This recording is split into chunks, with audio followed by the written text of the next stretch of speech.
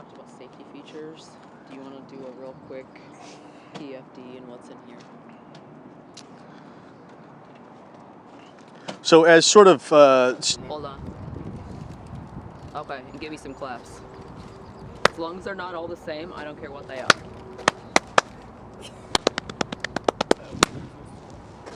Handle.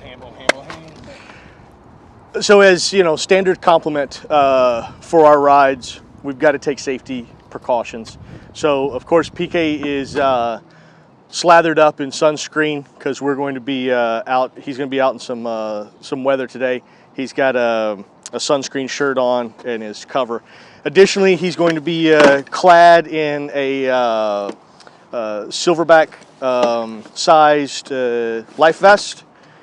Up front, we've got our fire extinguishers, our anchor, just in case he needs to hold up someplace, an oar, or as I like to refer to it, our auxiliary power source, in case the jet ski breaks down.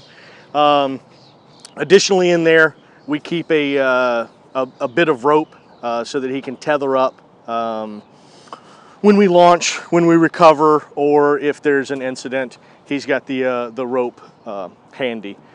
I believe that's all of the safety equipment that we generally carry with us. Fire extinguisher, and yes, this is, I think, thankfully we haven't had to try out the first aid kit, but we've got a small first aid kit with us. I think it's primarily set for, you know, abrasions and cuts, nothing too hinky, because if something hinky has happened, we're beyond first aid kits, especially on these things. And since we're going to be spending time in the Intercoastal and near shore, we really don't worry about things like lifeboats or inflatable rafts or things of that nature. However, when we do go into the deep water, the loadout's got to change, because you're going to be encountering things that you're not going to encounter in inland waters. So when we go in the deep water, we'll be having shark repellent, flares, signal mirrors, and an inflatable life raft, and we'll be prepared for what comes at that point. But this is supposed to be relatively easy. Fairly easy, except for the distance.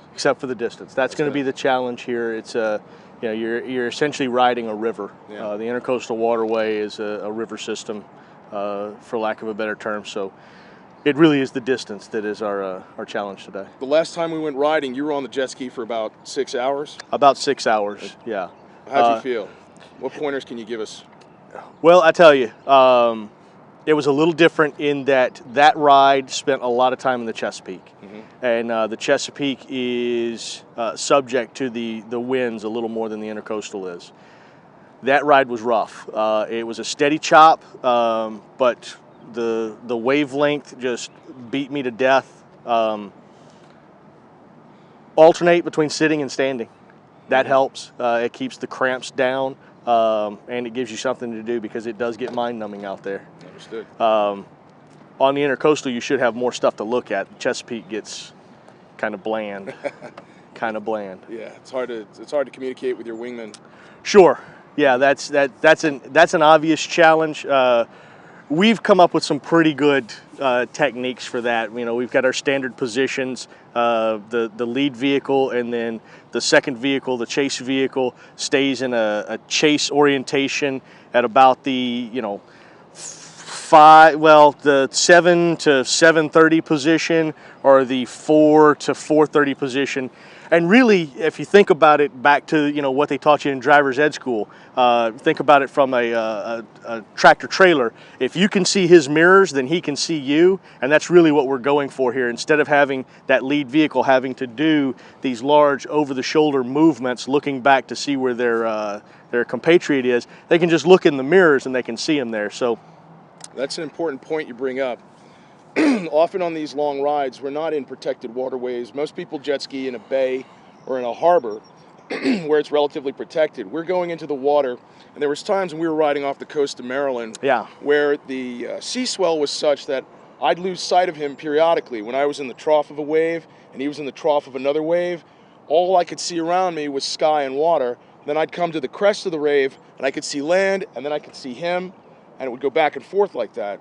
He maintained his position right about my 7 o'clock. Occasionally he'd switch to my 5 o'clock, but he stayed in my mirrors. And so all I had to do as I'm trying to navigate these rough waters, I can keep my focus ahead of me, and I just got to glance down at the mirror periodically, and there he is, he's in position. There he is, he's in position. That way I know where he is, and I don't have to take my time to swing around and look around. Where is he? Start searching, and perhaps run into something or hit a wave unexpectedly. Just get surprised by a wave and end up in the drink. So, how does this when it comes to navigating and dealing with the fatigue and whatnot? What was your experience? How did you manage it? Honestly, I had sort of a cheat in that we had made that run a couple of times. So I was well aware of where we were going, so I could try to keep as straight a path as possible and not have to deviate too much and spend more time on the water than necessary. I did spend a fair bit of time looking for my next channel marker, though. In the Chesapeake, that's a little more challenging because it's a little deeper water. It's navigated by, much larger vessels. So they're higher up off the water. It's easier for them to find that next channel marker, and they've got better navigation aids on the decks of those things. Not to mention a whole crew looking. Not to mention a whole crew. So that was a challenge, but it's less of a concern in the Chesapeake in that it's so deep. In the Intercoastal, as I understand, I haven't done much riding in the Intercoastal, but I rely on some of the information that you've given that the channel markers are a little more steady and frequent. And the Intercoastal is generally not so wide as to not be able to lose the middle. And if you stay in the middle, then you're pretty much good. The great thing about the Intercoastal is it's like a highway or waterway that runs down the eastern seaboard of the United States. For the most part, it is just a channel. It's very narrow. It's easy going. There's no wind. There's no waves. Just stay away from the alligators and the occasional stump. There are parts where it opens up and you go through Albemarle Bay. Albemarle Sound is your Bay, first one. And you open up into the spot where it is open water, but again, generally this is an inland body of water. So you're not subject to swells and all that sort of thing. It can get windy and choppy, but it's generally not too bad. And the markers are regular. You can see them. It's easy to know where you are. And it's also regularly frequented by traffic. So absolutely. Generally help is available right there if you need it.